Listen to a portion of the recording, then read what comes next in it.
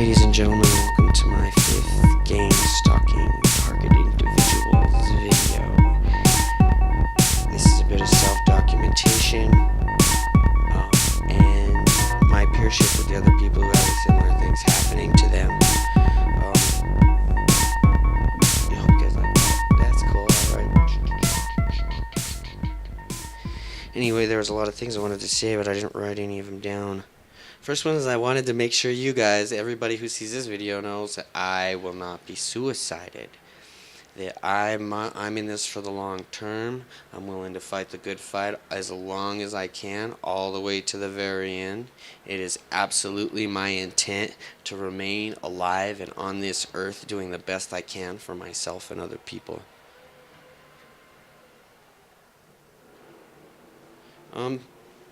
What I wanted to talk to you guys about for a second is please don't be crisis actors or false flag assailants or anything like that. No matter what you think you're doing, don't you act out like that. Things are a little dodgy right now.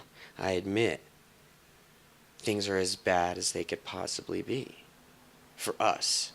Now, with that in mind, please have the courage and understanding it takes that no matter what you're compelled to do in acts of violence or self-incrimination, that you do try your best to show love to the people that this is actually happening to. This is what I was going to say is this seems like this is ridiculous. This is terrible for these people that have to do this stuff. Some of the people that have to do this stuff, right? I mean, consider that we were all like asked to do. One of the reasons that a lot of us are being gangsters is because we're all asked to do these terrible things for different governments, gangs, organizations, and one of the reasons that we're stuck in this is because as retaliation for not being cooperative to these terrible, terrible people, that this is the result. They're stalking us. They're trying to harm us physically and psychologically. For everybody, look, human slavery, narcotic use, 13 years in Afghanistan, the Mexican drug cartel, all those things contribute to what's happening to us. I do my best on every front to say no and stand for the things that will not reinforce the bullying mentality, the bullying behavior that's going on. And I understand, look, a lot of these people surrendered their sovereignty and rights a long time ago. This is a post-America situation. A lot of us that are targeted, one of the reasons that we're targeted is because we're willing to hold strong to our beliefs and have our own belief system. That's what makes us so dangerous to them. Now, if your belief system happens to be that you're patriotic, you believe in civil rights, you believe in human rights, you believe in the Bill of Rights, that comes in sour contrast to who I'm going to talk about who's gang stalking us today. It's the American bourgeois, the post-American bourgeois class. And I'm sorry. It's on their money. It's on everything they do. The only promise that they've offered anyone for years and years is that we'll bomb you. And if you don't do what we want, we'll do terrible things to you. And eminent domain. And then they put on this false morality. They put this really, really this is for another episode, but then they try to impose what they would call a morality or an ethics system, but really it's just more Stasi stuff. It's just more fascist stuff. We have been blacklisted. There's no question about it. And it's way beyond the soccer mom mentality, too, where the soccer mom cheats for her kids because she doesn't think they're as talented as the rest. And she doesn't believe in her own children, so she does destructive things to try and give her kids a chance, and it undermines her children's chance for success. It's really lowbrow stuff, a lot of lowbrow stuff going on these days, and I'm real sorry. I hate saying that word, but once again, targeted. Once again, those of you that are stalked, I apologize, because what's happening is horrible. It's fundamentally disturbing. The kind of intimidation that's being used against me right now, it's the highest it's ever been. And one of the main reasons is because I'm talking to you guys. But here, I wanted to do something with you guys. A lot of my friends like to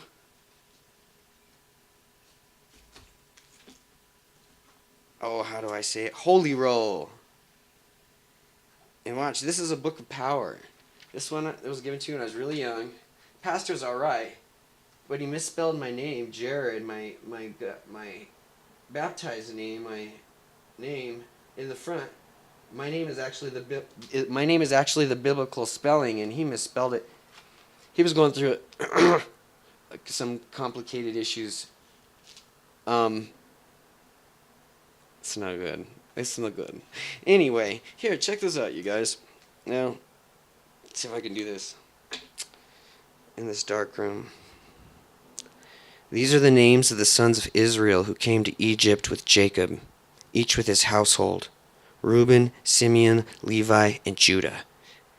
Issachar, Zebulun, and Benjamin, Dan, and Naphtali, Gad, and Asher. All of the offspring of Jacob were 70 persons. Joseph was already in Egypt. Then Joseph died, and all his brothers and all that generation, but the descendants of Israel, were fruitful and increased greatly. They multiplied and grew exceedingly strong, so that the land was filled with them. Now there arose a new king over Egypt, who did not know Joseph. And he said to his people, Behold, the people of Israel are too many and too mighty for us. Come, let us deal shrewdly with them, lest they multiply. And if war befall us, they join our enemies and fight against us and escape from the land. Therefore they set taskmasters over them to afflict them with a heavy burden, and they built for Pharaoh store cities, Pithom and Ramses. But the more they were oppressed, the more they multiplied, and the more they spread abroad. And the Egyptians were in dread of the people of Israel. So they made the people of Israel serve with rigor, and made their lives bitter with hard service in mortar and brick, and in all kinds of work in the field. In all their work they made them serve with rigor.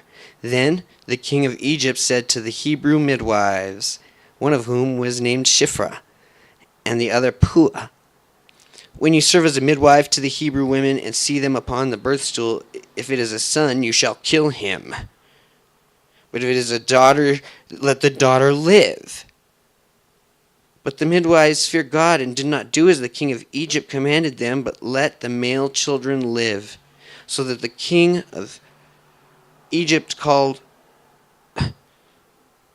They let them live. Here, let's see. It is hard to see in here. So the king of Egypt called the midwives and said to them, Why have you done this? Let the male children live. The midwives said to the Pharaoh, Because the Hebrew women are not like the Egyptian women, and they are vigorous and are delivered before the midwife comes to them. So God dealt well with the midwives, and the people multiplied and grew very strong. And because the midwives feared God, he gave them families. Then Pharaoh commanded all his people, Every son that is born to the Hebrews you shall cast into the Nile, but you shall let every daughter live. Now a man from the house of Levi went, took a wife, a daughter of Levi. The woman conceived, bore a son, and when she saw that he was a goodly child, she held him 3 months, and when she could hide him no longer, she took him from a basket made of bulrushes, and daubed it with bitumen and pitch, and she put the child in it, and placed it among the reeds at the river's brink. And his sister stood at a distance to know that would be done to him. Now the daughter of Pharaoh came down to Bath. Her maidens walked beside her to the river. She saw the basket among the reeds, and sent her maid to fetch it. When she opened it, she saw the child, and the babe was crying. She took pity and said, This is one of the Hebrews' children. Then his sister said to Pharaoh, Daughter, shall I go and call you a nurse from the Hebrew women to nurse a child for you? And Pharaoh's daughter said, Go. So the girl went and called the child's mother.